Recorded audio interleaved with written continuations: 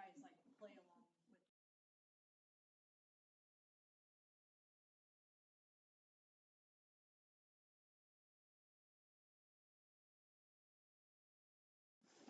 Megan, do you have 6:30? I do. Okay. Good evening. We will call this meeting to order for USD 348 Board of Education. May I have an approval of the agenda? So moved. Second. Phil has moved and Susan has seconded to approve the agenda as presented. All those in favor, please say aye and raise your right hand. Aye. Aye. Motion carries 6-0. This time I ask you to, or invite you to say the Pledge of Allegiance. I pledge allegiance to the flag of the United States of America and to the republic for which it stands, one nation, under God, indivisible, with liberty and justice for all.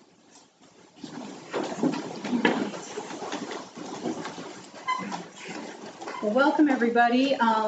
For organizational items, we actually have those in two different letters tonight because we have so many of them. This is our annual organizational meeting that happens in January where we have to take care of a lot of housekeeping among the board. But before we do that, are there any parent, family, and community engagement opportunities that any of our administrators would like to share about coming up?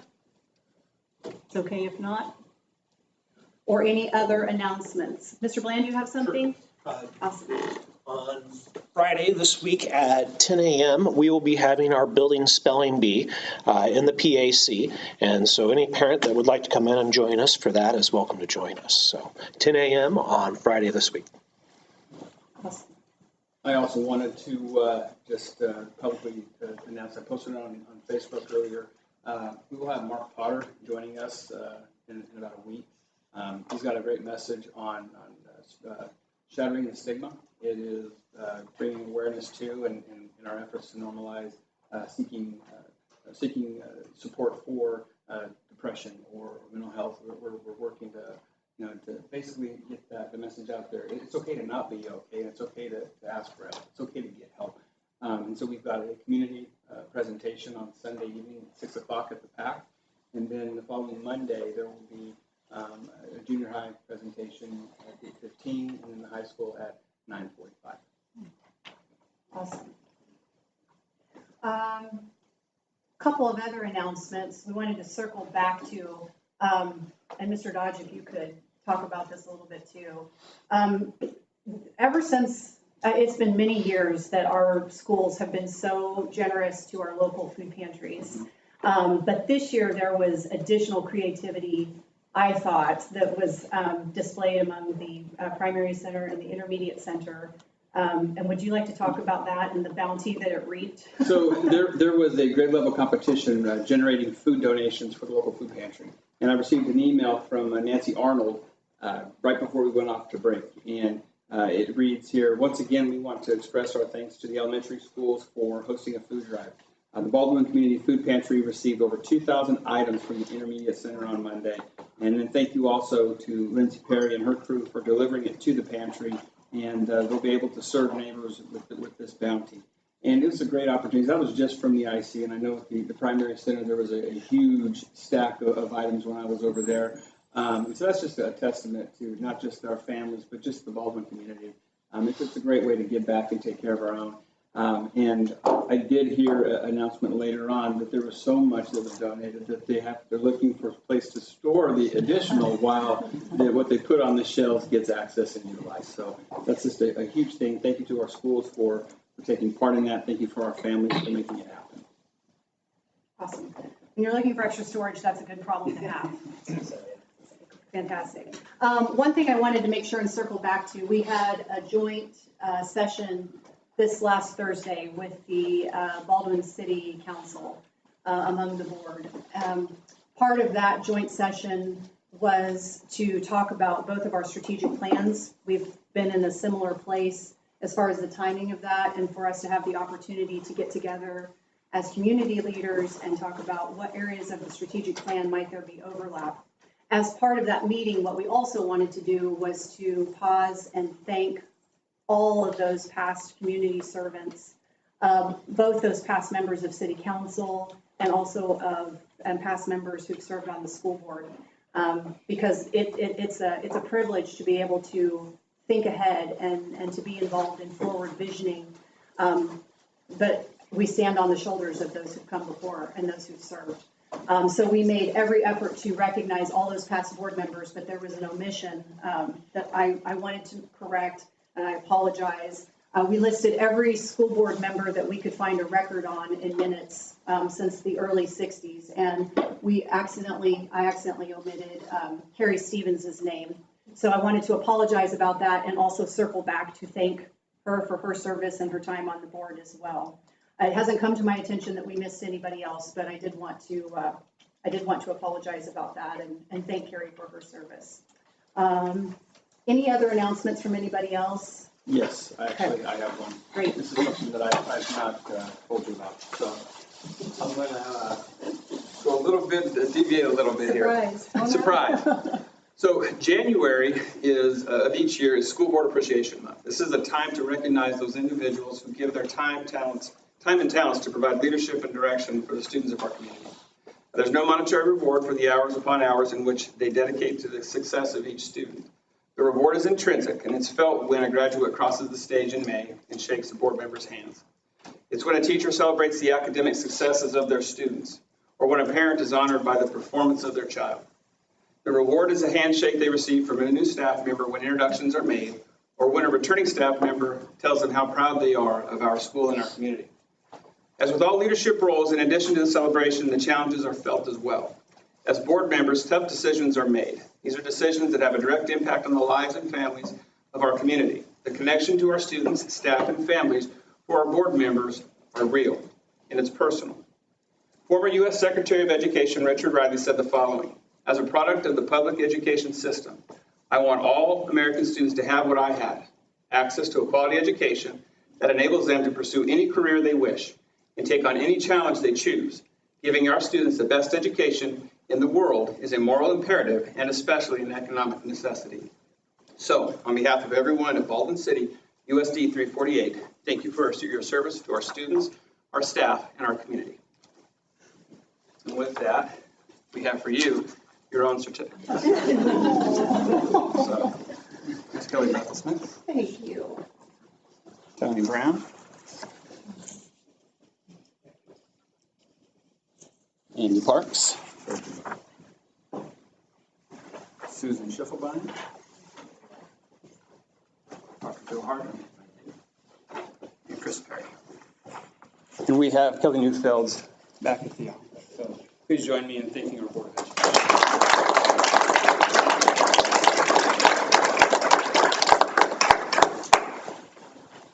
Well, that was a surprise. Thank you.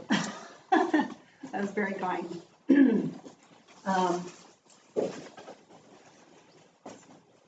Thanks, guys. Okay. All right, moving on to C, more organizational items. So every year in January, we have the job of making sure that we have officer positions slated as well as our various subcommittee responsibilities. And we'll divide and conquer this as we go all down through the list. But the first one for this January to next January involves election of board vice president and board president. So we will open up the table for any nominations and then proceed to a vote. I'll nominate Kelly Bethel Smith for continued president. I'll second.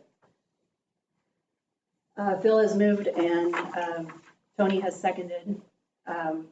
Thank you for the nomination and the second. All those in favor, please say aye. Raise your right hand. Aye. Motion carries 6-0. Thank you, guys. It's an honor to serve. Now moving on to election for board vice president. I move Dr. Phil Harvey as board vice president. Kelly has moved and Chris has seconded to elect Dr. Phil Harvey as BOE vice president. All those in favor, please say aye and raise your right hand. Aye. Aye. Motion carries 6-0. please know that's the harder job, because he's the one, whoever's the vice president is the person I'm calling and saying, okay, here's what we got to figure out. So thanks, Phil. Okay, designation of board representatives for co-op negotiations, Baldwin Education Foundation, and District Site Council. We can go through this sequentially, but also these, it kind of makes sense for us to talk about holistically too. So we have 3 of you who your terms expire in 24, or excuse me, in 26, and 4 of us expire in 24. So what we want to be thoughtful about in terms of coverage, I know we always are, but just another thing to think about is for those of you who expire in 26 to make sure that we continue to have coverage for co-op and negotiations. Make sure we've got that spread out. I know you're already there. Is anybody interested in making huge changes in the roles that they currently have? Okay. Because co-op, what we have currently, we have Chris, we have Tony, and then your alternate is Susan, right? So that we've got that. And for negotiations, Andy is the lead. Kelly has said he would be happy to continue in that capacity. And Phil is the alternate. So in terms of term expiring in 26, there's still coverage on that. Andy and Kelly both, though, expire in 24. That sounds sort of morbid to say expire. I need to grab my chest every time you say. Yeah, I'm sorry. I need to help me with a different word, but their terms are completed in 24. So that's kind of maybe the one area. And Andy, you're still willing to serve as lead. What are your thoughts? Yeah, I'll address this to Phil mainly, I guess. I've spoken to Kelly and we are both willing to continue, but I don't know Kelly's intentions. If he intends not to run, there would be a void of people who have actually done it at the table recently. So if you feel like you want to move up to that second position, I'm sure. I did the second position, I think, for either 2 or 3 years. For a while. Yeah. Yeah. Okay. So I mean, So I'm whether you comfortable staying become on lead that. in the Yeah. future or not, Yeah, at least you will be on that team to provide Yeah. some knowledge. So I will resist the urge, since Kelly had the nerve to not be here, to make him the lead. And I will accept my position again. Well, so, but Andy, was that part of the plan, that he would be the lead? And you would be No, the second? I'm just joking. Okay. If you don't show up, I you just might think that- find yourself nominated for things, is what I'm saying. Well, no, I get that. So I'm willing to be lead on my final, I'll ride out that way, yeah. Okay. Okay.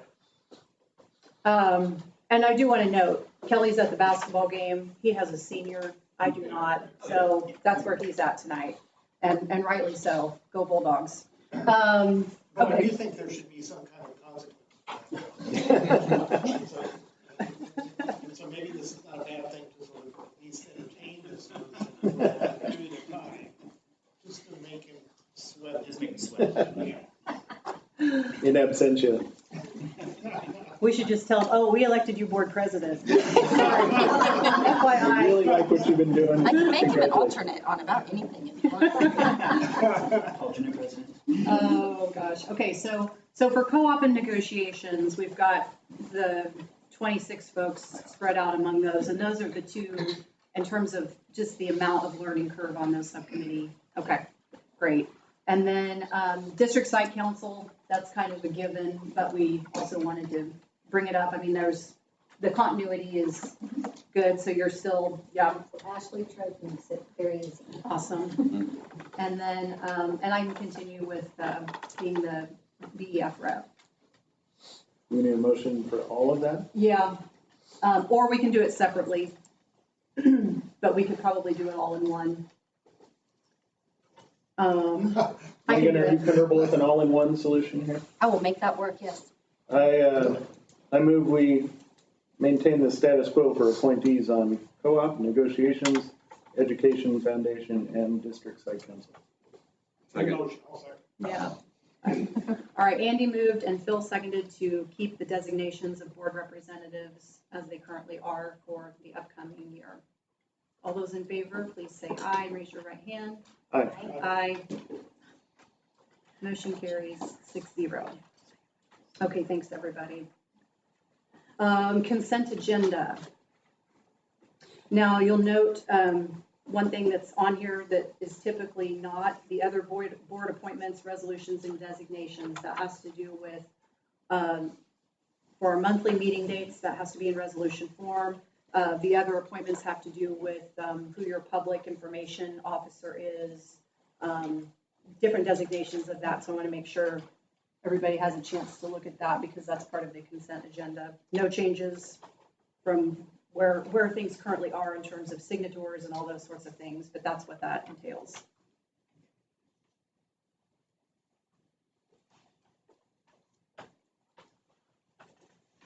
I move we approve the consent agenda as Second. Chris moved and Andy seconded to approve the consent agenda as presented. All those in favor, please say aye. Aye. Motion carries 6-0. All right, recognition time. All right, first up, we have the Intermediate Center Spelling Bee. Hi, McKenna. Would you like to come up here? We're going to talk about you for a second. Mr. Wallsmith, do you want to come up too? Hi, McKenna. You got taller over the break. So, Mr. Wallsmith, can you explain a little bit about your format for the spelling bee? And it's the day before winter break too, right? So it's like very exciting atmosphere. So talk to us So the about that a first little step is bit. they have to go through their classroom spelling bee. So each teacher does a class spelling bee. You can volunteer, it's all voluntary. You have to get through that round, and then you have to go face the 4th and 5th graders from each class. And as our champion, she now has to go to Douglas County next month and represent us with 3rd through 8th graders. So it ramps up a little bit. And so she made it through. This is the second time since I've been here we had a 3rd grader be our champion. So we're very, very proud of her. That is It's a amazing. little hard to accomplish, and some of those words, we're adults, we're back to them. You knock them out. So. McKenna, do you remember what your winning word was by any chance? Restoration. So, and it's hard to spell things in front of people, but you were calm, cool, and collected, weren't you? That is so great. So when is the next round again? You said it's next month? It's the 13th of February. 11th. The 11th of February. It's in Lawrence at Billy Mills Junior High. Okay. Well, that is very exciting. Now, is that something that's open to the public? Yep. Or very cool? So we will be sending you happy vibes on the morning of February 11th for the next round of your spelling bee, okay? So now I'm going to read you a certificate for your awesomeness, and then everybody's going to clap for you. Is that cool? Okay. All right. The Baldwin City Board of Education of USD 348 supports and promotes excellence in all school activities, including spelling bees. On this day, January 17th, 2023, the Board of Education recognizes and congratulates McKenna Ising as the Baldwin Elementary School Intermediate Center Spelling Bee champion. Congratulations.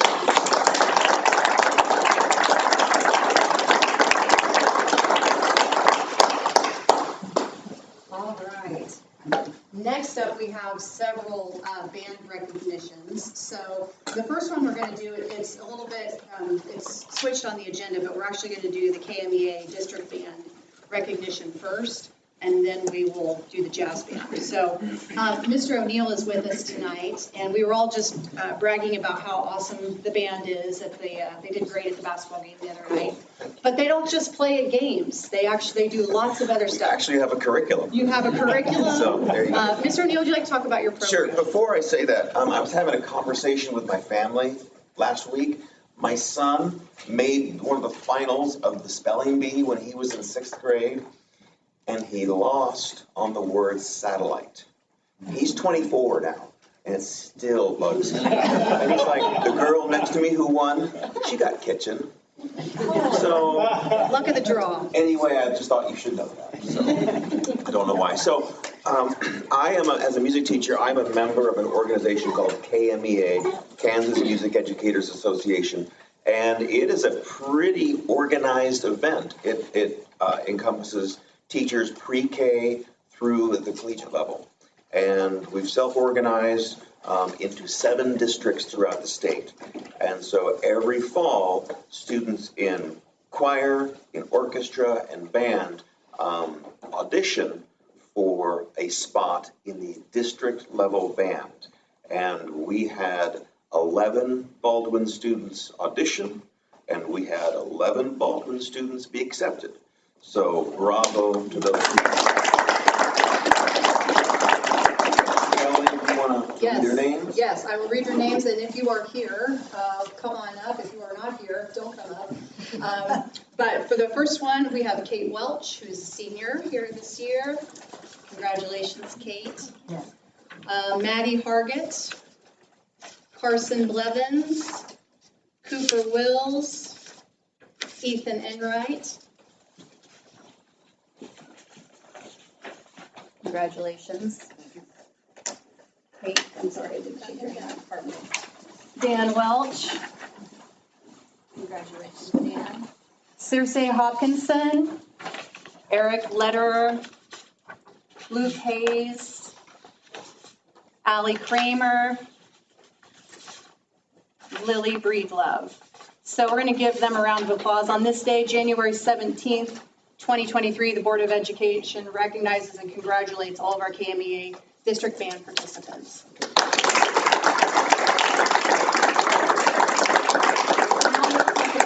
Can we do one more thing first? Please do. So after students make the district band cut, they then, from those 7 districts, they are then eligible to audition for the all-state band, which hasn't happened yet.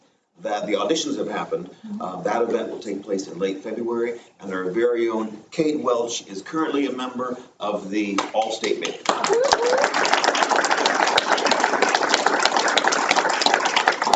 2 more members, Eric Lederer and Maddie Hargett, are alternates.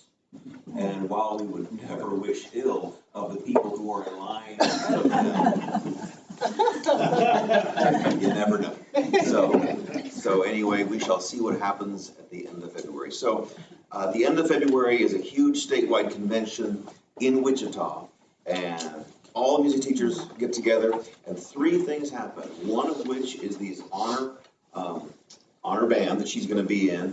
Rachel has a couple of kids in the honor choir. These different auditions groups made up of kids from around the state. They come together, they rehearse for the weekend, they perform. That's one aspect of it. Another aspect of it is in-service opportunities for teachers. The third aspect of it is a particular school ensemble can submit an audition tape prior spring, and the majority of those get rejected, and a few certain lucky ones that are deemed good enough, they are accepted, and they get to perform at this event. And our Baldwin High School Jazz Ensemble was one of those. We are one of 6 high school jazz bands across the entire state who have been invited and accepted to perform at this thing. So it's kind of a big deal. We perform at Saturday morning at 8 o'clock.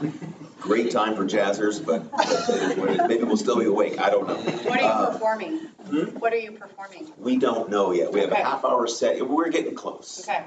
So we have a half-hour set, and it'll be kind of a greatest hits of what we've been doing all year, plus some new stuff. Nice. So If you are part of jazz band, I want all of you to come up here so I can recognize you all at once, okay? So all the jazz ensemble, go ahead and come on up. So, yeah, Micah, Dan, yep, Ethan.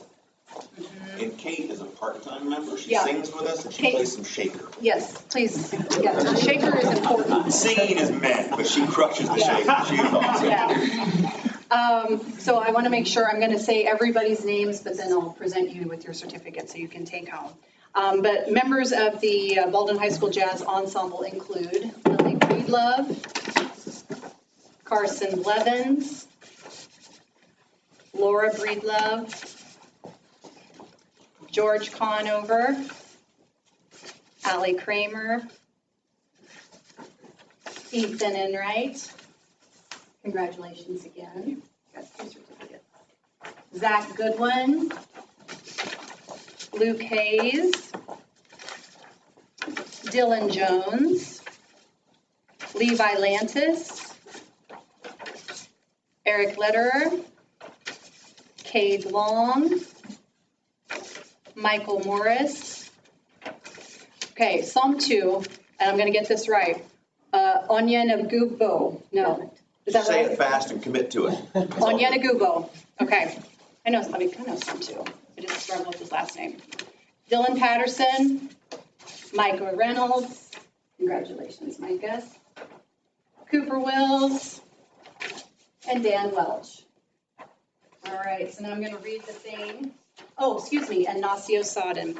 The Baldwin City Board of Education of USD 348 supports and promotes excellence in all school activities. On this January 17th, 2023, the Board of Education recognizes and congratulates each of you for jazz ensemble accomplishments. Well done.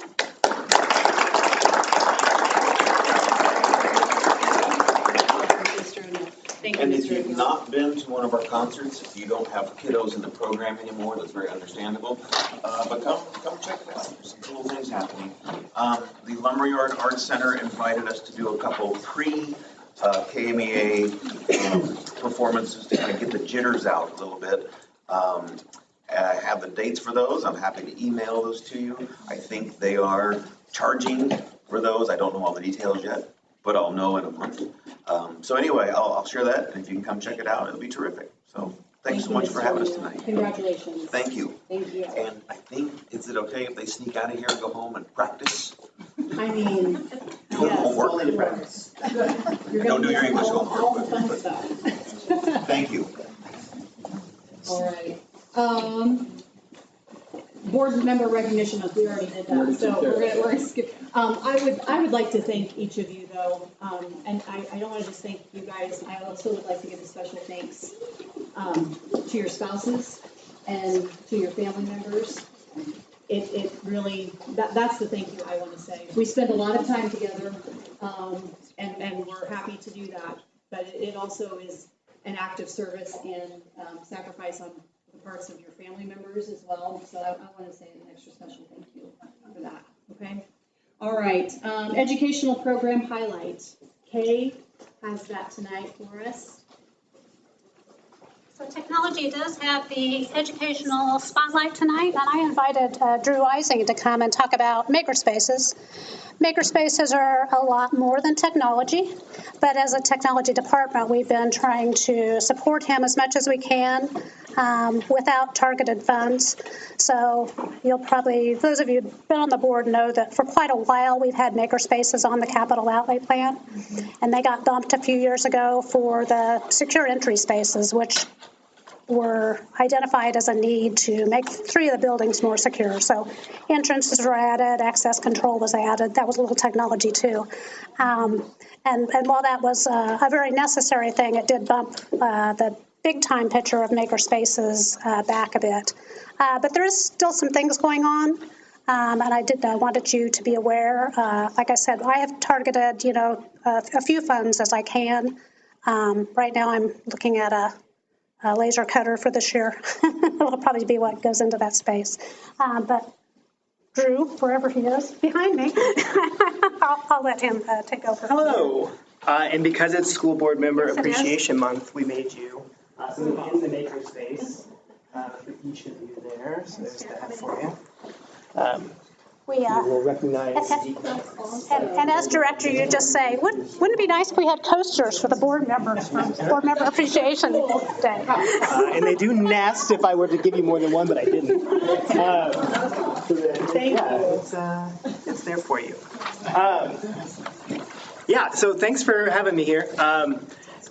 There are good and bad things to having this get kicked down the road a little bit.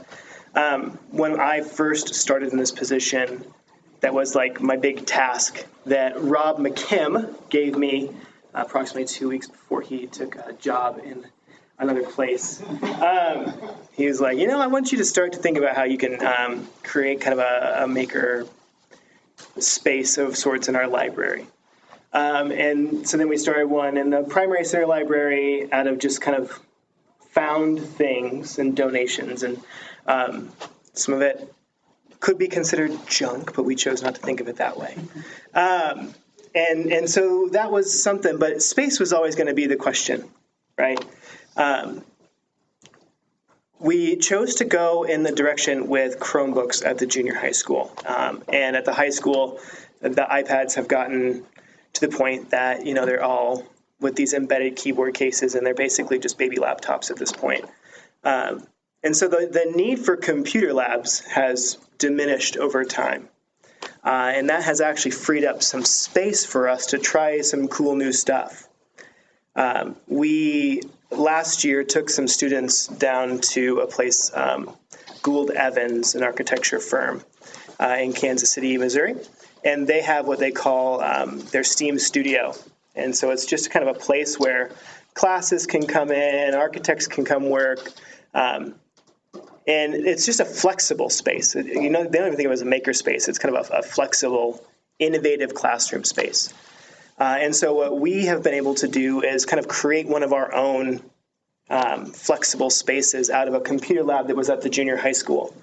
Mr. Bland was kind enough to allow me, and at the time, Dr. Hare, and now Kay and Ashley and I, to kind of create this space that can become a place that anybody in the district can almost like take an in-district field trip to. We've got 4 3D printers in there right now. Sometime this semester we'll have an augmented reality sandbox that has kind of a camera on top. And so as you move stuff around under the screen, it projects different things onto it. And so you're able to like build watersheds and think about how you might site houses and how would a flood or how would wind conditions affect certain things based on kind of how you build it in the sand. It's kind of a cool thing to do. That came from a BEF grant that Jim Ashcraft and I wrote a while ago. And so the goal with this space is to create a space that could be used for anything, project-based learning, school groups. We could use it for professional development. We can use it for making stuff, making cool things. The goal has always been to do what we can with what we've got. And so we've repurposed the plastic screens that used to keep us from coughing on each other in the offices, and they were going to get rid of those. And so we've kind of made those as tabletop kind of whiteboards that you can write on that stand up or lay down. Eventually, the goal is to paint it bright, exciting colors and not the institutional white that tends to be on a lot of our walls in the classrooms. Again, an easy thing to do with very little money. We'd love to repurpose some of the tables by making them move around more easily, so either with slides or wheels on the bottom, so that we can make a space that our students can use to whatever they need it to be. Right now, it's got itself set up with tables in different groups. It's got some things around the outside of the table where they can plug Chromebooks or iPads into external monitors and get a bigger screen to work around. And all of this was done for essentially $0. So while I am disappointed, obviously, that the budgeted funds for the Makerspace have kind of taken a back burner now a few times since I've started this position, I wanted you to know that the purpose of a Makerspace is not to have all of the money in the world, right? It's to make stuff. And so that's what we're doing. We're making stuff. We're making cool opportunities, and we're doing cool stuff for students. And hopefully this semester they'll start to use that. Here at the Intermediate Center, Mr. Wallsmith is kind of starting his own space just down the hall here in the old band room. Some of the students in our extended learning program got a chance to kind of design that space with what they think it should look like and might look like. Mr. Wallsmith is going to get some carts that teachers can either use in the space with different materials and supplies for projects as they need them, or they can fill the bins with the stuff they need for their projects in their classrooms. They can wheel it down to the pod or into their classroom itself, and so it's kind of a makerspace on wheels. That they can use that room as they need to, or they can take it to their classroom, depending on what the teacher wants and needs. And so that's kind of where we're at right now. Hopefully, as we get towards year end, if there are some budgeted funds that we end up having a little bit of extra on, I want you to know that I've got some ideas, and it's available to you there. But I would love for you to stop by sometime and just kind of check out the spaces and see what we can do, because there's some pretty cool stuff going on. Drew showed me the middle school location that he's got set up there, and you can see the vision as you go in there and you hear and you see him talk about it. And the cool part, you hear the passion, you see the passion as he's bouncing around from the different locations, and the expansion of the room about how it can be used for team building and problem solving. There's just so much opportunity that lies there. So I'm looking forward to continuing this teacher's leadership in that area. Yeah. Are there any questions or comments that you all have for the program? Well, I will say that your presentation was very compelling, and it almost makes a case for us continuing to underfund your amazing things with no money. Yeah. Now that I see, if you think this is good, that's what I should have said. Mr. Dodge thinks differently than me, and obviously I am a person who does things for the philosophical enjoyment. I think we should do this just because we can do this, right? And he sees an ability for us to maybe take some of our students in our entrepreneurship classes and perhaps monetize some of the things that we're able to do, like sell sets of coasters and things. And one of our first grade teachers this year made their students design ornaments for their home. And so we could do things like that. But I don't know. I just like giving stuff away. So that's another problem. Don't tell my wife. I would say there's already an offer though for that. We did have to reallocate funds for the entrances and all of that. But there really is that argument for school safety starts on the inside. The inside out, not the outside in. When we build that sense of community and belonging for students, because we know that students who committed violent acts, like 70% are current students. So the strongest research is to create community and that sense that students have that place to go and be, a part of things. And that is space, creating space that really is conducive for that. So. Yeah. And, we talk about 4 C's, right? 21st century competencies. Can we get creativity and critical thinking and communication and collaboration, right? And that's one thing that this does to the nines, right? Every kid can create a thing that's their vision, and they have to work together. And I'll tell you what, the first time I designed that thing, it didn't look very good. I didn't have any eyes or a nose on it, and apparently dogs are supposed to have eyes and noses. And so I got some feedback, and we were able to design a much better version of that. And I think I got Spike pretty close. I think I got him pretty close. What you've done with no money is remarkable. And, budget reflects priority. Oh, yeah, and for sure. Safe entrances are well above 3D printers and lasers. Absolutely. But in terms of future planning, we also have to be realistic that if we're going to have programming, you have to fund it. That's just the reality. It doesn't matter what it is. If you want to have a sports program, you have to fund it. If you want to have this educational program, you have to fund it. And I hope that we've got a big hole to dig out of budgetarily this year, as we're aware. But in terms of moving forward, it's important for us to hear about the things that are possible for our students so that we can fund it. But I do want to thank you and also your colleagues for the work that you've done with no funding and making it work, because philosophically, that's exactly where you're at. Well, we'll figure it out because the kids need to have this. So we appreciate the work that's been done and the creativity on your part to make all that happen for them, regardless. Yeah. Thank you. Had great support. Yes. Yeah, I do appreciate you letting me use a technology spot for something that maybe isn't completely technology. But I have been able to direct some funds to that program, and will continue to do that as I can. So, thank you. Team player. Thank you, Kay. Thanks, guys. Celebrating 348 student voices. I haven't received any letters, so nothing to share there. And Thank you. oh yes, thank you, Susan. That was not true. We received this beautiful card just tonight, delivered by Mr. Bland from the junior high. Thank you so much for reminding me. It wasn't in my folder, so I wasn't thinking about it out of mind. But the junior high students and staff made this card for you guys, so make sure if you have a moment to take a look. It's so sweet. It's not just names, it's like little personal notes along with it.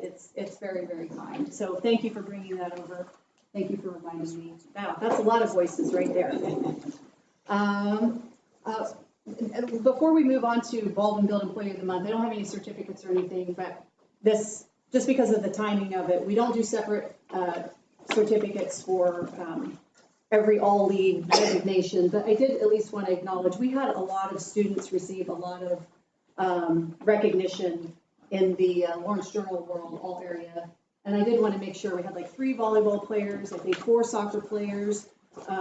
Coach Lisher received Coach of the Year. That's a big deal for a football program. Jack Harvey, I'm not sure, were there any, I don't know if there were any other football players, I just saw Jack. But we had a lot of students featured in that. So I just, and anytime we have a coach that gets Coach of the Year, that's a big deal too. So I want to just kind of throw that in as another thing to celebrate. And now we're going to move on to our Baldwin Built Employee of the Month. Mr. Dodge? Okay, so last month we had Lois Mestigatos over at the school as our librarian receive the Employee of the Month. And tonight we're here to honor and pass the belt on to the next champion for our students. So I'm going to read some of the nominations for the January Employee of the Month. And by the way, this individual received more nominations than any other nominee we've had to this date. So this was very challenging going through and pulling out from the many comments here, but we've got some good comments to share. All right, so this nominee, it's obvious that our nominee loves the students at the primary center and enjoys working with students who need additional support in reading and math. As a teacher, I know my students are learning, gaining, and honing their skills when they are with her. I am confident that the time they spend with her is valuable. They are so amazing with their students, and you can tell that they always want to have fun as well as the students having fun. They get an A+ for their flexibility and kindness. And when seeking a quote to define this individual, it says, "Every child deserves a champion, an adult who will never give up on them, who understands the power of connection and insists that they become the best that they can possibly be." That was stated by Rita Pearson. This individual they are not only representing this comment here, but to her coworkers as well. They are a humble soul who is a champion for anyone they work with. So at this time, I'd like to introduce our Employee of the Month.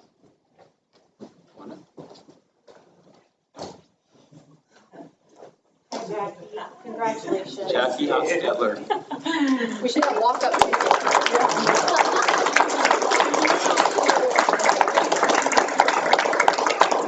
So in addition to being, to receiving that and getting to display that however you want, also our, the Baldwin Education Foundation co-sponsors this employee award. And so the enclosed cash of $50 is also a nice award for you too. So congratulations. Thank you. Thank you for all you do. Yeah, I have to tell you a funny story about this. We're working right now on a very important life skill of being able to focus when they're with me for the short periods of time in our little classroom. And I have visual reminders on everything. From the Kleenex boxes to the tabletops and kind of, okay, bring your attention back to me. So I don't know. If we can't handle having a Kleenex box in the classroom, no, it's great. It's great. So it'll help them learn the important life skill. So no, thank you so much for this and happy board member or board member board recognition month.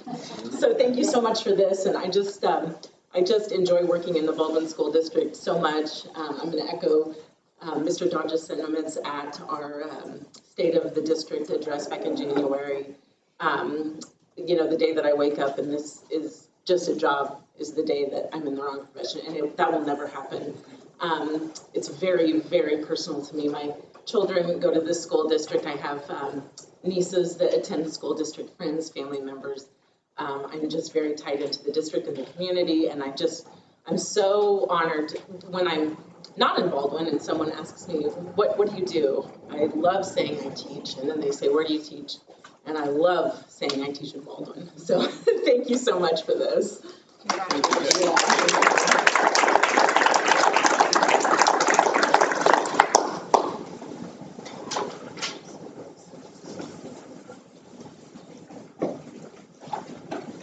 right. Moving on to public comment. Public comment is an opportunity for the board to listen in accordance to district policy BCBI. This is the agenda time during the meeting when an individual may address the board. The board welcomes up to 10 patrons to speak, with each patron having the opportunity to speak for 3 minutes. Those wishing to make public comment are asked to sign up on the night of the meeting prior to 7 p.m., with the exception of not discussing specific matters related to identifying students or staff by name due to confidentiality considerations. There are no restrictions regarding the subject matter the patron wishes to share with the board. Also, if a delegation of persons comes to discuss a single issue, every effort should be made to avoid redundancy by each person, saying only new facts or new perceptions during their allotted time. Board members are not to respond during this time. Again, this is the time established in the meeting for board members to prioritize listening to the public. And we have one person, Ken Snyder, who wants to speak about K-5 ELA curriculum.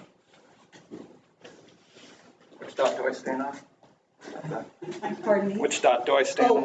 Whichever one you prefer. I want to speak to you tonight about from I guess it was December's meeting or January's meeting. It is January. December's meeting about the selection of a new K-5 English and Language Arts curriculum.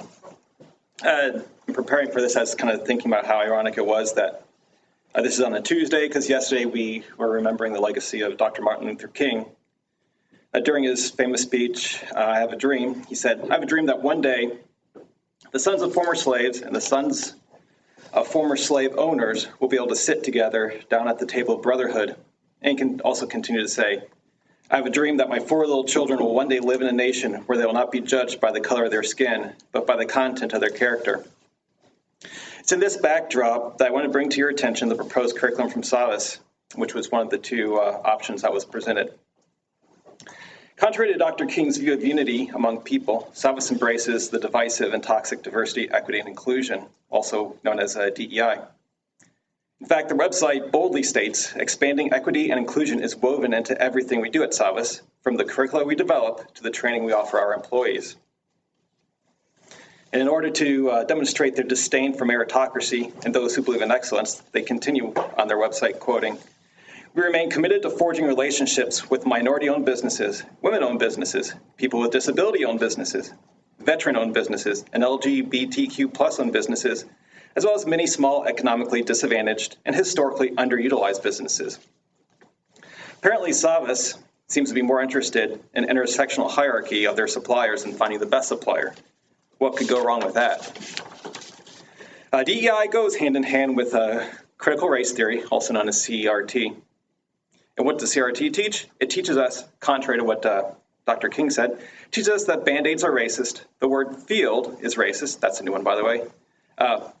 Master bedroom or master bath is also racist, and even whiteboards are racist. It'd be laughable if it wasn't such a serious topic in our culture, because let's not forget that CRT also teaches us that the men and women of law enforcement are, of course, racist. I hope we all remember the riots of 2020 and the whole defund of the police movement. It's all tied together. CRT teaches people to see the world through the lens of race and power dynamics, where victimhood is the ultimate status symbol, and resilience, hard work, and self-discipline are remnants from a bygone era. DEI and CRT are interwoven and cannot be separated. So why would we bring them together into the classroom through the Savas curriculum? Instead of having our children sit down together at the table of brotherhood, as Dr. King envisioned, Savas believes it is their mission to teach our kids to view each other based on immutable characteristics instead of the content of their character. I believe Baldwin deserves better than this.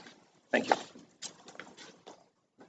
All right, there's nobody else who signed up for public comments, so we will proceed to your financial report.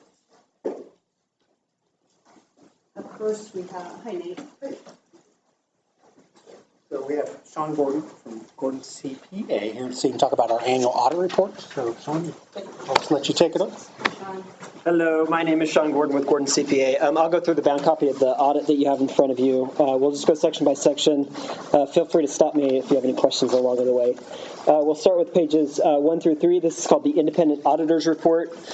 For those of you that have seen our audit reports over the past few years, you'll notice that this section has kind of changed a little bit. It was required to be reformatted by the state. Thank you. Required to be reformatted by the state, so just a little bit of language movement around. So the auditor's opinion used to be buried towards the bottom of the section. It's now towards the top. So the third paragraph down on page 1, you'll see a paragraph that just communicates that the highest and cleanest opinion we could give the district for its financial statements. We did give the district for its financial statements. Further on down here, we talk about management and the board's responsibilities for the financial statements, and then our responsibilities as well. You'll see on page 4, this is called the summary statement of receipts, expenditures, and unencumbered ending cash. You'll see in the left-hand column all of the funds of the district, and then you'll see beginning cash, receipts, expenditures, and then ending cash. And then you'll see at the very bottom of that right-hand column, the district reported a little over $7.5 million in cash on hand at June 30th, 2022.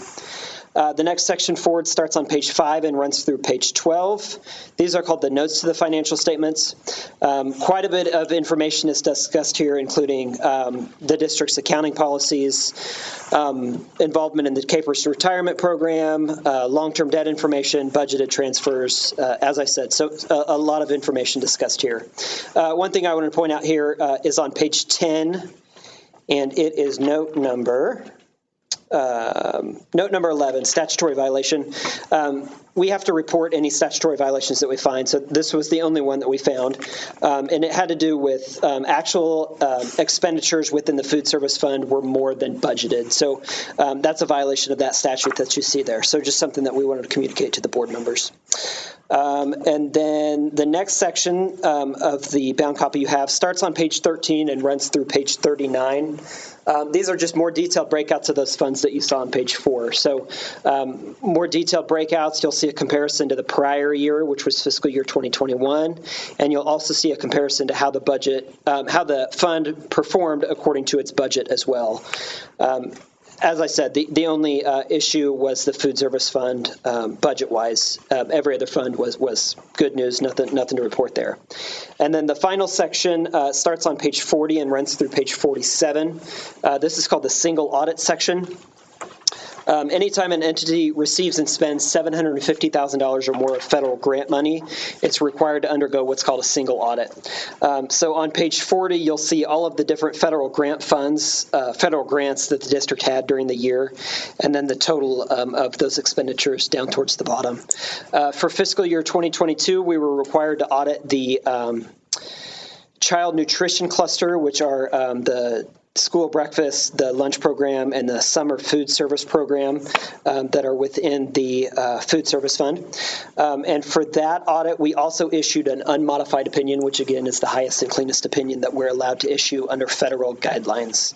So both of those unmodified opinions show that the financial statements, no issues there, no issues with internal control management of the district, and that all federal grant guidelines were followed by the district staff.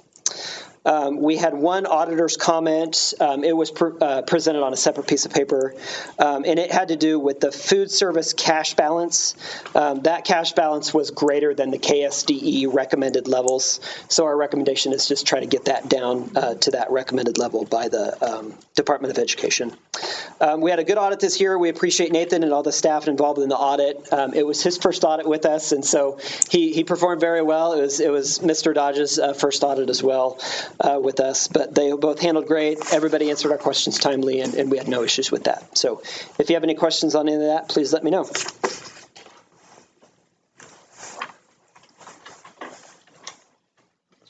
Well, we like highest and cleanest. Yes. Hashtag highest and cleanest. Exactly. We like that That's a lot. good news. So, a great job to you guys, because I know this was your first rodeo with going through that entire process. So thank you very much. The question I had about the food service, because we were aware that was part of the because there's a balance that we have to spend down, Correct. but then you have the federal program, Yes. and I think that's where. Correct. Yeah, things got exactly. nuts Yes. Because of the federal program that was given because of COVID. Agreed. Yes. But you gave us highest and cleanest Yes. anyway, so Yep. obviously you're convinced that there's, Yeah. we know what we're Yes, doing. exactly. now. Yeah, and that was a recommendation that we've given to quite a few districts around because of all the COVID money that was floating There around. was So some yes, crossover. exactly. things. Yeah, I just want to make sure and kind of give that a little more attention. Yes. Because that's a relatively new A good issue to ripple have. effect. Yes, yes. Does anybody else have any questions about the report? I believe we do have to have a motion to accept the financial statement that's been given. Tony has moved and Chris has seconded that we accept the Gordon CPA annual audit presentation as presented. All those in favor, please say aye. Aye. Aye. Motion carries 6-0. Thank you very Thank you. much. Great job, everybody. Budget update. Yeah, so we want to give a quick update from last week's meeting. Mr. Dodge and I visited with the county today to finalize our mills update for the adjustment for the BODA ruling. So we received that today, and so we'll continue to work with them as far as the returns over the course of the next few weeks or months with that. And they've also helped us in the contacting with Franklin County, what small piece of that we have as well. So just to kind of give you a reference, the new mill for the LOB or supplemental general will be 7.991. So the total amount came out to $666,200 was the final from the county. So that's really all the update I have at this time, unless you have anything, Mr. Dodge. Do you mind, so we talked about all this at the last meeting, but just so there's, so it's clear, the purview of what we could have only taken it from could not come from the 20. It's from the local, the areas that we have the local control over. The 20 mills is in statute that the district all received that last year and this year. And there was some question about whether, I know we decided what we decided, but I've had some follow-up questions. So in case any other community members were interested, why can that not come from the 20 that's given by the state? And we did receive additional information from the state about what you can and cannot do. Do you mind speaking to that? Well, it's, I'm gonna, so I can pull that email from the assistant of the deputy commissioner of education. Just so that folks are assured, since this is new territory, that all of those things are being double-checked, triple-checked, et cetera. What Dr. Nanswanger shared with us was under Section B of KSA 75-5142 states in part, the tax required under subsection A shall be levied at a rate of 20 mills in the school years of 21, 22, and 22, 23. Section A is about financing the general fund budget of the school district. The phase shall be levied leaves the district no option. Which we knew, but just further reinforcement on that, okay? One question I have about the counties, are they vastly different in terms of any kind of procedure between Franklin and Douglas? No, obviously this is a first. Right. So they're collaborating just because of that. Okay. So they're assisting us with just the initial contact. But we'll follow up over the next course of the few weeks to do that. Great. So any other questions? Anybody else? Thank you. Thank you.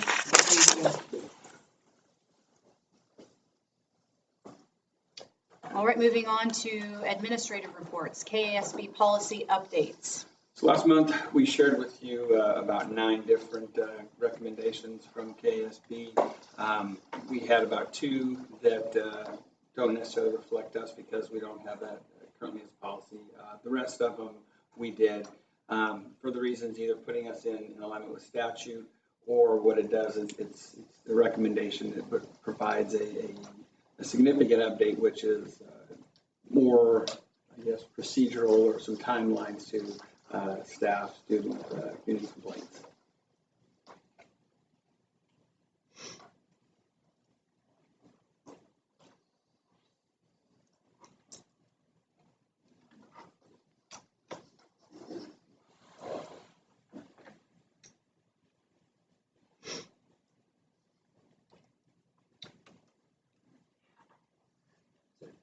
Which two do we not remember, the IFA, classroom displays, and? GCRF.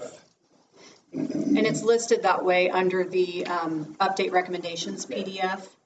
So the, That's what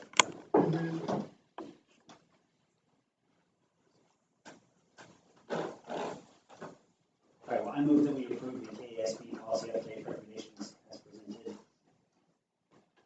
second. Chris has moved and Susan has seconded to approve the KSB policy update recommendations as provided to us. All those in favor, please say aye and raise your right hand. Aye. Motion carries 6-0. Thank you. Okay, operations update. So I've asked Mike to be here to provide an update with regards to his continued work with our environmental services / maintenance department, and give you kind of an update of where he is, some of the challenges that they've been working on overcoming, and some of the creative solutions that he's come up with that also provide really nice alignment with the strategic plan, more in the area of student engagement, student care for our facilities. So I'll turn it over to Mike.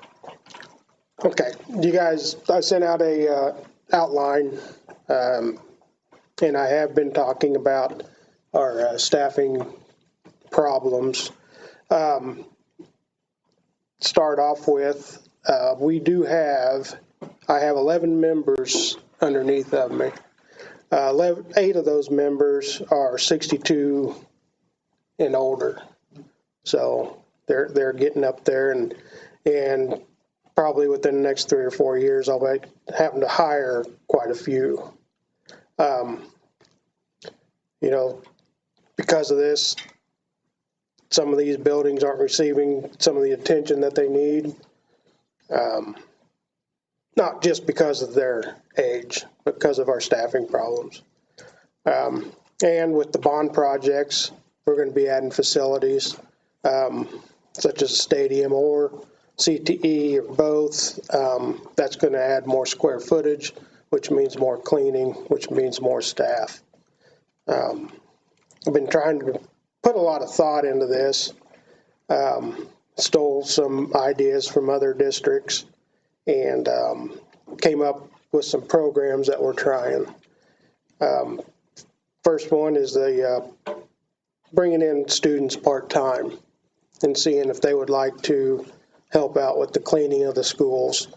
Kind of ironic that on my way here tonight, Ryan called and said he had approached a student that works for another business here in town, and talked to her about it, and she was pretty excited. So if we can get this all finalized, maybe we'll have our first part-time student working for us. Next one that this one I kind of got from another district, utilizing clubs and organizations to help us clean up after events. I didn't really realize how big a deal this was until this winter sports season, and really didn't figure out that it was a big deal until this week. We've got basketball games every night in both gyms, wrestling one night. So we're offering clubs, organizations, and teams, district sponsored, the opportunity to come in, help us clean up, and for high school events, we'll pay them a certain amount of money. For junior high events, pay them another amount. Junior high will be less than the high school because there's less cleaning. With the high school events, especially with basketball, you've got the 2 gyms to clean, 2 sets of locker rooms. So we haven't had a lot of feedback on that. We've had wrestlers have been doing this since before I got here. They do a phenomenal job cleaning up after their tournaments and their duels.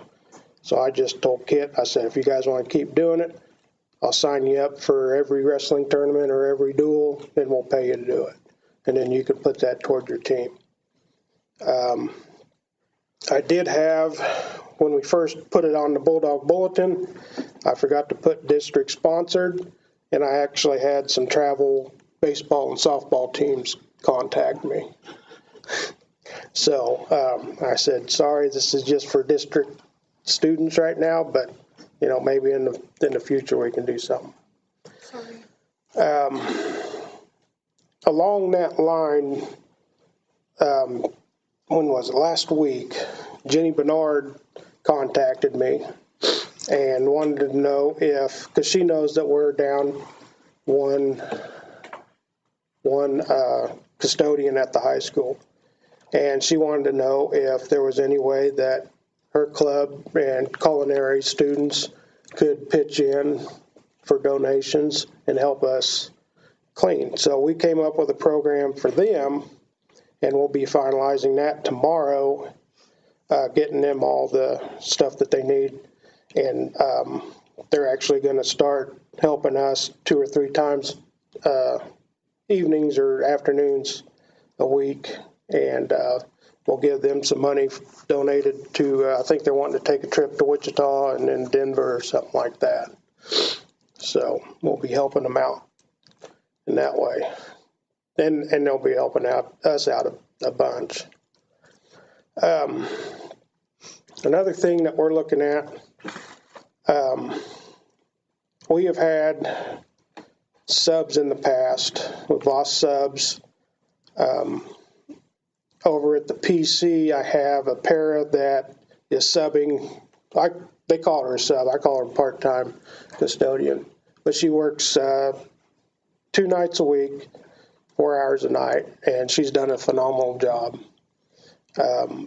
In fact, we're down our daytime custodian there, and Ryan has been pitching in there. And he has gotten that school turned around. I think it's cleaner than I've ever seen it. And with her help and the nighttime custodian that we hired, they've really turned it around.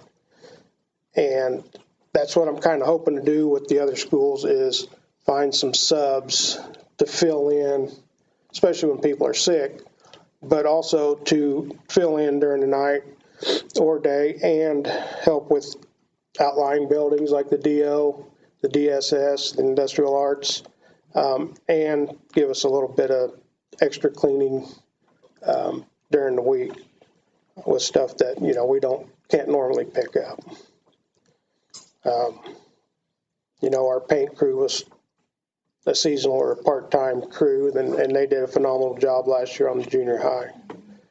The future, I think, to get people from the local community, and you guys have heard this before and know what I'm going to say. I think we need to find a way to raise the wages. And I would like to get to a point where we can get the maintenance staff and the environmental services staff on a level playing field, because they both have skills that they each bring to the table, special skills. And if you've seen some of the messes that the environmental services staff have to clean up, they deserve more money. So, any questions? And in the future, I know we can't do that in the near future, but to be sustainable, and what I'm trying to avoid is doing what other districts are doing and bringing in contractors and doing away with the local community. And I think Baldwin is a small, kind of a lot like Anthony from where I came from, small community, close knit, and I want to pitch in. So, I keep them here. I want to point out the creative solution about using students is not our long-term replacement for that. We've had a position, we were talking about, we really need 3 additional staff to get us to where we need to be. 2 of those positions are filling current vacancies that we've been trying to fill. We got one more, I forgot. Yeah. And what's that? when we were talking today. I forgot about the Okay, we have daytime 4. position. No, it'll be, what did you say, 3? We had 3. Yes, 3. 3. Yeah. So I know 2 of those positions we've been trying to fill for the last 2 months. Mhm. We've had on the website, and it's just not getting a whole lot of traction.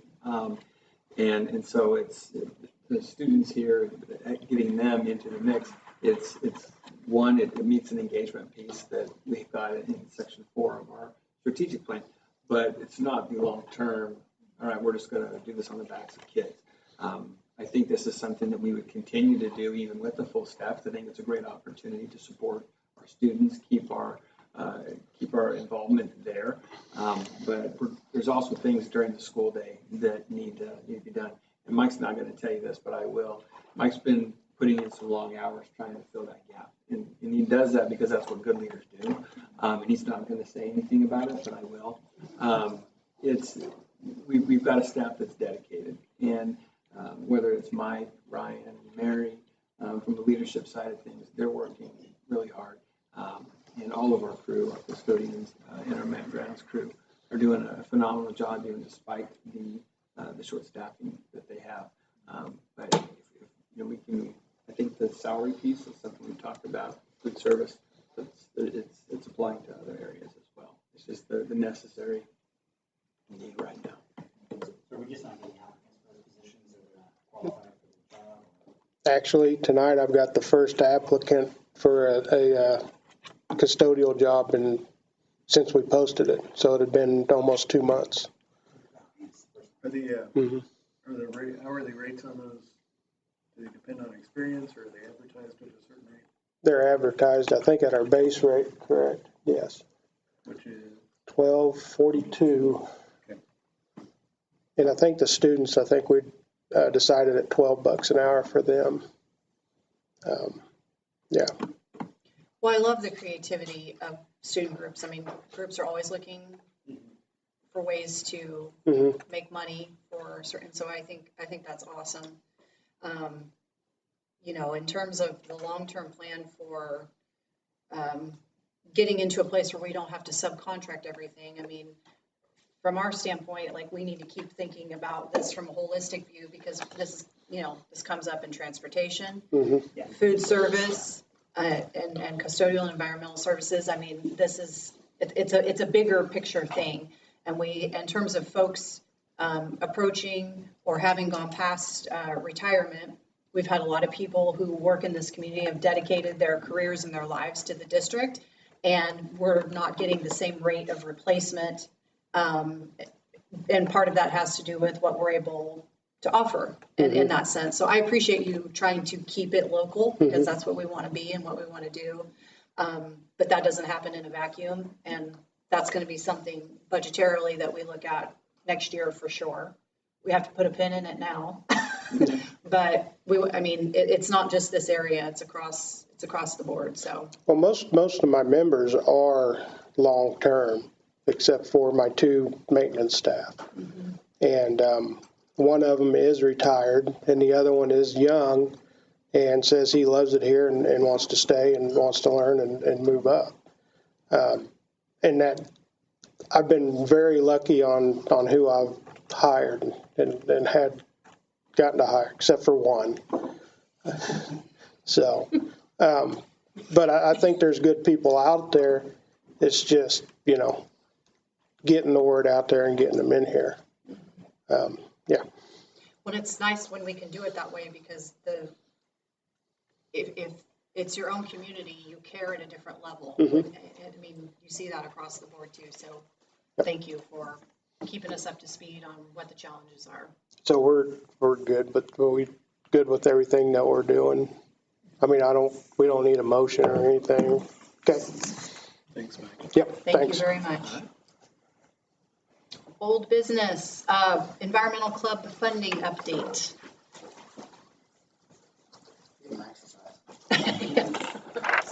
So we wanted to follow up from actually the original presentation from the environmental group, back in, I believe, November. We met last month to discuss the possible motion to accept the program. And we did have some additional questions. I did share those into your packet, but I'll kind of go over those real quick. A couple questions we had was one, where the container for Honey Creek would be placed, which currently is going to be proposed by the high school dock. We currently have a trash bin there. Don't think, I was visiting with Mike, we don't think that currently that'll be an issue.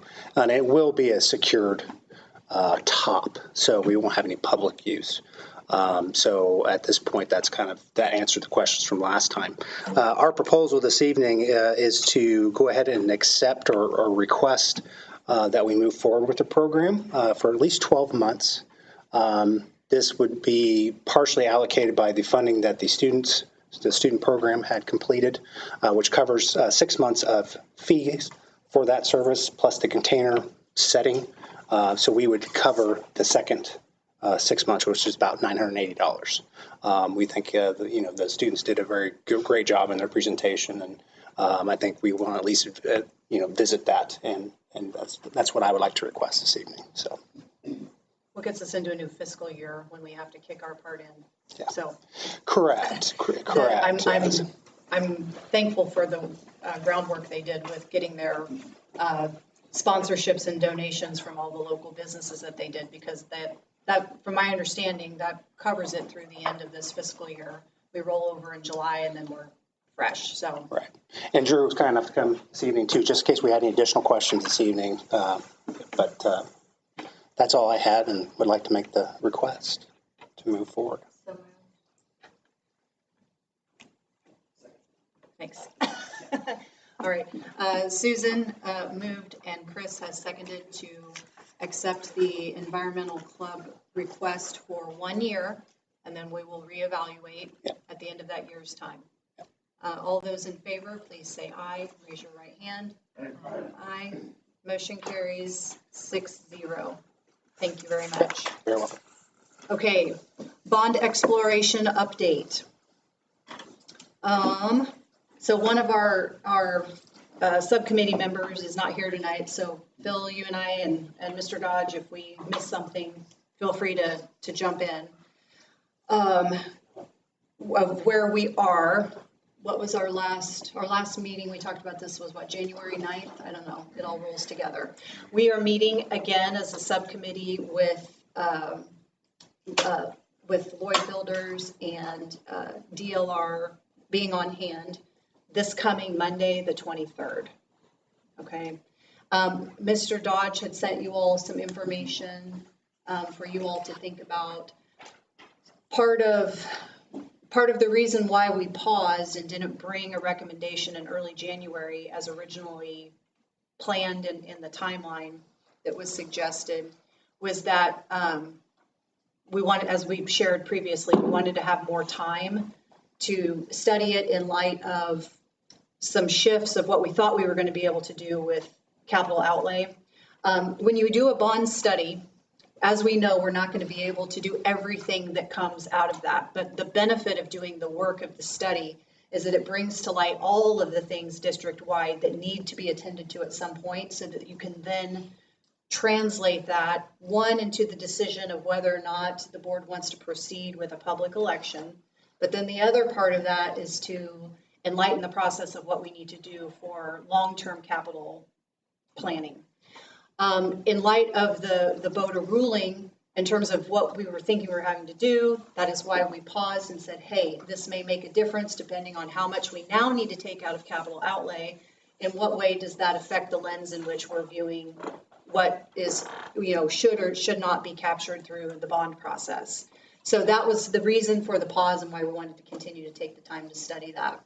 As part of that, one of the main things that we've been studying is what does it look like and what can be accomplished with flat, and what can it look like and be accomplished if you raised a mill.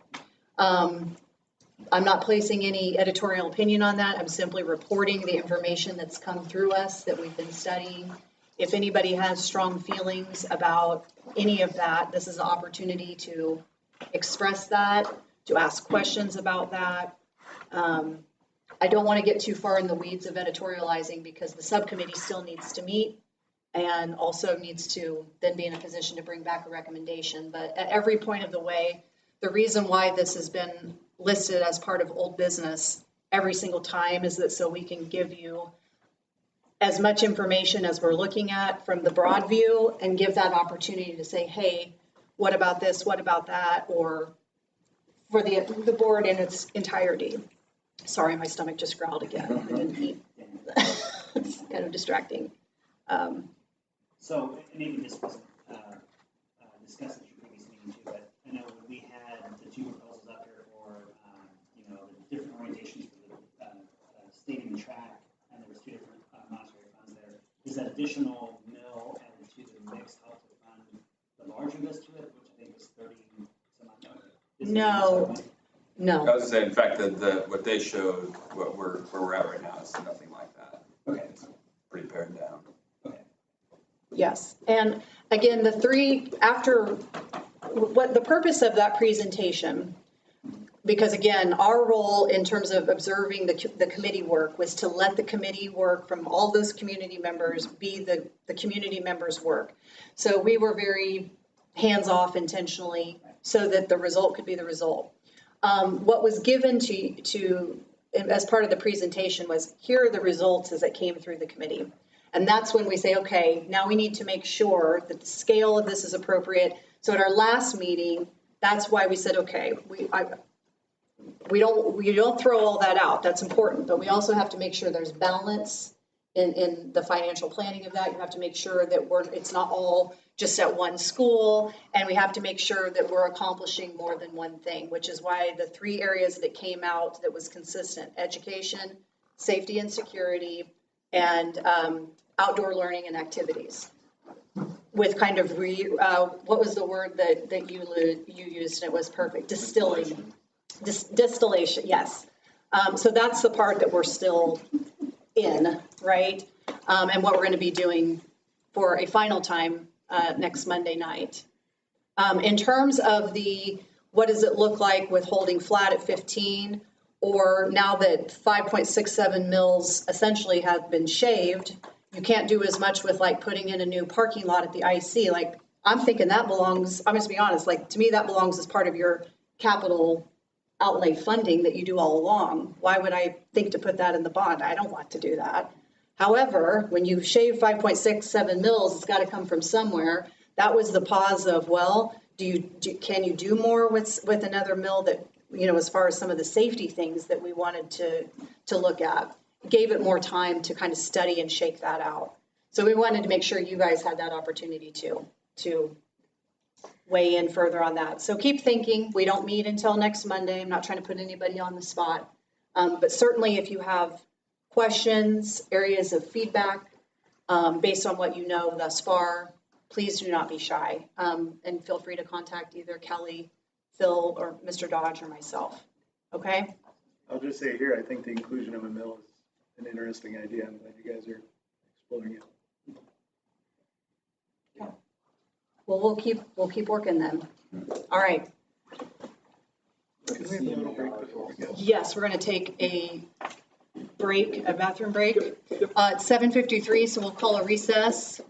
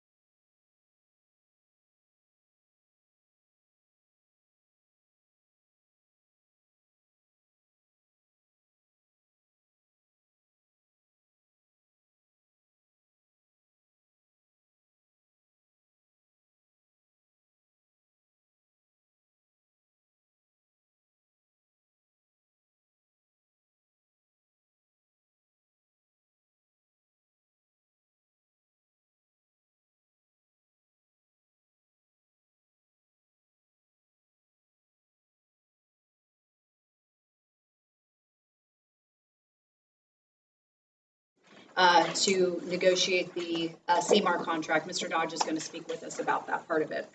So to proceed with the construction manager at-risk process with Lloyd, we have been going through some negotiations process. KSB on our behalf has helped us through that through a 3-week period in December. So they did a really good job, and the contract itself is pretty basic, and I sent you a one-pager of the highlights there. It is pretty standard contract. KASB thought it was really a good contract that they put together. And if there are any questions that you have, I can answer to the best of my ability. But if you'll approve the contract itself, I can sign the documents and get it back to Lloyd, and we can kind of proceed with that portion of the process. Thanks for all that work, Mark, and I want to say whenever possible, I'm very grateful for KSB and their legal guidance in such matters. Is it considered one contract or multiple contracts It's, I believe, Nate, what are your thoughts on that? Is it considered one contract, or should we need to approve each one individually? Several of that are exhibits. What's that? A lot of them are exhibits. So one contract? Yeah. Yeah, and to that point, it's a good point. The Exhibit A that we've got there, once we have, if you do decide to proceed with an election for a bond, and that bond amount is known, then amendment Exhibit A would be updated with the actual GMP. So no approval on the exhibits. What's that? No approval on the exhibits is needed, no motion.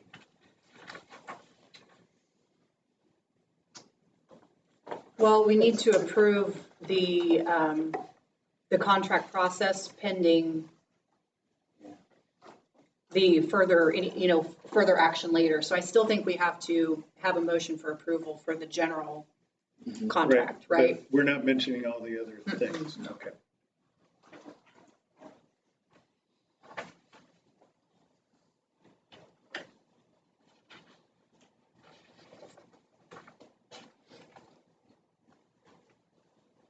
So is it enough to say I move to approve the CMAR contract with Lloyd as presented? I think so. I'll second it. Okay, Andy has moved and Chris has seconded to approve the construction management at-risk contract as presented. All those in favor, please say aye and raise your right hand. Aye. Aye. Motion carries 6-0. So just to finish out that agenda item for clarity of timelines, January 23rd, the bond subcommittee will be meeting again, okay? So you have a little less than a week to get back with us if there's other things you'd like, or questions, ideas, input, etc. Now that we have we've completed the process for the construction management at risk in its entirety. Thanks for hanging in on that. And That's been a journey. to Nate's work facilitating through that process with KSB and with Lloyd. Did a great job there. Countless hours, yes. And we learned a lot as we did it. Then we'll have a special meeting in February, as we had intended to in January, whereby we will bring back a recommendation. And not just bring back a recommendation, but that will really be the completion and reporting back to the board and the community about the study in its entirety. Okay? All right. Cool. All right. Moving on to new business mission statement. All right. So what we put in your board packet there is a draft, and what you've got is a little more than the mission statement. What it is it's our feedback loop that we've developed with the MTSS process, the realignment process that we've done. And where we put the mission statement is within that graphic. And I will say Drew Eising is the creator and visionary of this actual graphic. And he's not here for me to give him that credit, but he did a good job. He came up with several different themes put together. But the piece that I wanted to bring your attention to is the mission statement there. And through this process with MTSS realignment, we were talking about our mission statement. What is our foundation? What do we believe in? And we kept coming back to our hashtag Baldwin Built and the conversations that we are committed to in terms of finding success for our students were academic, social, emotional, and behavioral. And through the course of the conversation, we landed on, we wanted something that was short, in essence, that it could be easy to remember, easy to recite, that even our students could commit to memory, and it would be something that reflects the practice and our why in terms of what we do. And so we felt that this is our mission statement that we've come up with. Baldwin Built is an adjective. Preparing students to positively impact the world through academic, social, emotional, and behavioral success. Our building principals took this statement back to their building leadership teams, seeking some wordsmithing, seeking some feedback and more to it, outside of trying to kind of change the location of where students were within the sentence and the phrase. This meaning itself is what we came back with, and as we discussed that feedback that was there, we stuck with this phrase here, with students being first at the very beginning of that, and then leading off through academic, social, emotional, and behavioral success is the drive of what we do and why we do. It's reflective within our strategic plan. It's reflective within the practices that take place within each building, and we feel that it's reflective of the vision that you as a board have provided to us. So this is what we've come up with. If you want to, again, it's new business, so I'm not going to ask for any the approval of this tonight, but if you want to think about it and provide us some feedback. We do meet again as an MTSS team on February 9th. So if there's some feedback you want us to consider, we're able to then. But in February, I would ask the board to consider this as our approval for our mission statement. I would say that I really appreciate the fact that you guys actually used the graphic to get feedback on the graphic itself. So I think that's pretty good indication that's effective. But I really like. I think in addition to what you kind of mentioned already, I think it really does capture the four big items of our strategic plan fairly succinctly here, and in very T-shirt-worthy terms, and not have a gigantic long T-shirt to articulate those bigger overarching message we're trying to get across here. So I think it looks fantastic. Thank you. Thanks for sharing that. I like the hard hats. It's our work. Yeah. All right, board member input, co-op report. Yes, there's not much to update on. We had a pretty, relatively brief meeting a couple weeks ago. Actually, that was last week, yes. The only big thing to keep in mind is that we are already entering hiring season for the co-op as well. It tends to be just a smidgen early. I can try to gobble up all those new speech language pathologists that are graduating from KU semester, for instance. These are very hard to come by, folks. So we're already, our leadership team over there is already attending job fairs and career fairs to kind of begin recruiting. We have multiple signed agreements with universities, like KU and Emporia State, to try to find any and all recent graduates that we can potentially hire to bring our community here as well. So besides that, yeah, pretty efficient. Things are plugging along. That's it. So you've had 4 meetings in the last week. Yes. Yeah. So I will say, my middle daughter asked to come to the meeting today, and she's hooked on being a board member. Nice. Well, I'm glad she wasn't, I'm not sure what the age requirements are. We can have 2 people in one house. I was going to say, there's going to be an opening in next year. She can have my spot. We live in South, of course. Yeah. So there's a popularity to being a board person here too. Awesome. All right, miscellaneous. Anybody have anything under miscellaneous? The only thing I have, I think everybody gets these emails. KSB offers these training things periodically, and I think I always try to alert when there's a boardsmanship one coming up in our area. The only one that is happening that I could see, unless you want to drive out to Dodge, Topeka on January 27th, if that's something of interest. And I believe there are online Zoom versions of that too. I redid one on Zoom during whatever year it was, And it's a great class because it helps refresh like procedural kinds of things. So I mean, it's a really good class. I preferred the in-person. I felt like I got more out of it, and it's nice to be able to talk to other people and ask questions. But So are they back to doing it in the room in Topeka? yes, they are, and that's why I wanted to bring it back to your attention because they are doing the in-person sessions again. So if anybody's ever interested in any of that kind of stuff, I try to gobble up the financial ones because I love highest and cleanest, but man, I really have to study that stuff to understand it. But Megan is a point of contact for that. She can register anybody for anything they want to do. So that's all I had under miscellaneous. Excuse me. Anybody else have anything they want to add? If not, we'll move on to superintendent's report. Mr. Dodge? All right. I've got 2 items there. One of them I put in the agenda tonight, enrollment study. This is something that's come up in the visioning process, doing the enrollment study. There are some needs we need to take care of right now that are more fiscal plant and more of a deferred maintenance solution perspective. But with the idea of what's to come, whether it's open borders or open boundaries, or whether it's the Panasonic plant that's up in DeSoto, I think that there's an opportunity here to begin some work in that sense. So what I'd like to do next month as part of new business is provide some information regarding an enrollment study and get an idea of what that can do, kind of information we can get from that as it pertains to our current environment.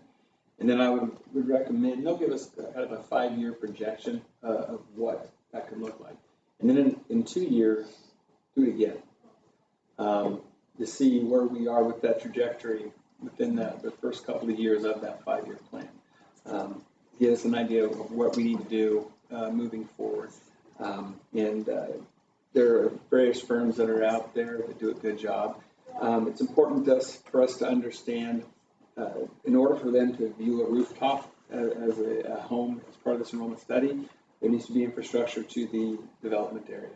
And so we've got some land that our city has taken on with some annexation.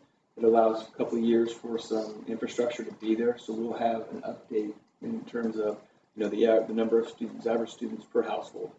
And they base that off of our current environment. So next month, I hope to have I'll have some information. There's part of new business, a couple of firms, or at least a couple of ideas, a couple of organizations we could reach out to. So Is it something we would do in conjunction with the city, like in terms of understanding their zoning practices and how that may impact? I'll be honest with you, I didn't have that in mind, but now that you bring it up, I don't know if that's a bad idea, especially given the meeting that we just had last week with some partnership. I can reach out to Casey and see. Yeah, see what thoughts. They may have some, back to the notebook ideas for bringing growth to the Baldwin and pregnancy. I think everybody's working understanding is that Panasonic is likely going to be a very different reality than intermodal a few years ago. It's a different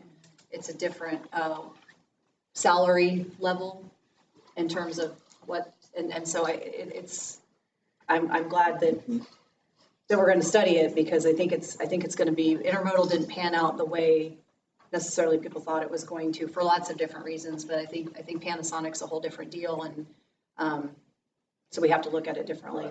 And as Mark alluded to, I was on the board when we were doing that last bond, and we did a study, and they said, you're not going to see any growth because you don't have any developments going in, so there's nowhere for people to go, and we know that's changing. Mm-hmm. The second item there is next month, and this is kind of a trigger for me when we talked about, when you provided the co-op report. Next month, Dan Ray's asked to provide a state of the co-op report for our district. He's done a good job of trying to maintain some steady assessments for us in a manageable way. And the work that they've done, the creative manner that they've gone about trying to fill their needed positions, it's a good opportunity to provide a picture for the board. So he's doing that wants to provide that for the 3 districts in the co-op, and I told him we can put that on in February. So I'm looking for that to come. Other than that, that's all I have. Okay. All right, executive session. I move we enter into executive session with Mr. Dodge and Mr. Wallsmith to discuss which is regarding the exception relating to actions adversely or favorably affecting a student under coma. Sorry, that's the justification. And the open meeting will resume at, see, it's 8:15, so I'm going to say 8:21. All those in favor? Aye. Motion carries 6-0. Chris seconded.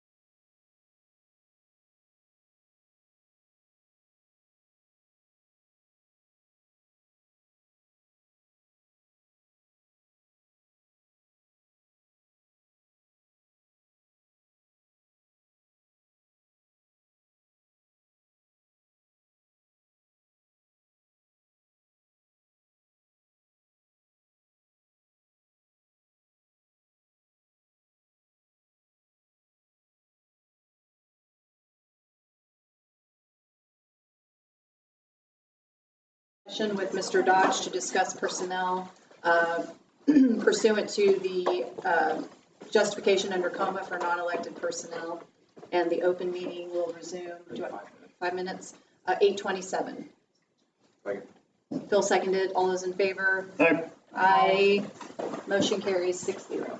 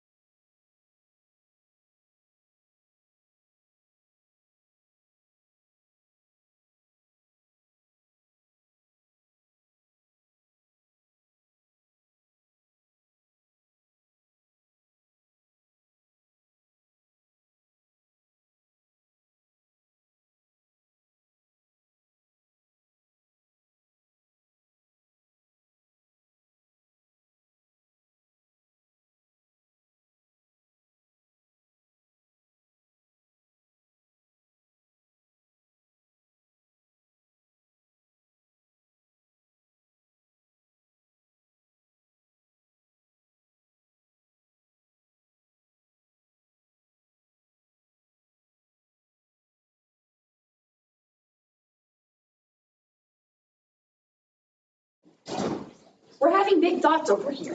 I love big thoughts. Okay. So calling the meeting back to order. There is no personnel report to approve for this evening. So the only thing we have left to do is motion for adjournment, but stick around because we do have resolutions that we do need to, everybody needs to sign for tonight of what was approved earlier. Okay? All right. I don't want to take it strong. No. Oh, motion to adjourn. Susan was talking to me. That's okay. That was your baby. I'll second. Okay, Phil moved and Chris seconded that we adjourn. All those in favor, please say aye. Aye. All right, meeting adjourned, 8:28, 6-0. All right. Guys, that was so much earlier than I told Nathan we were gonna get out of here.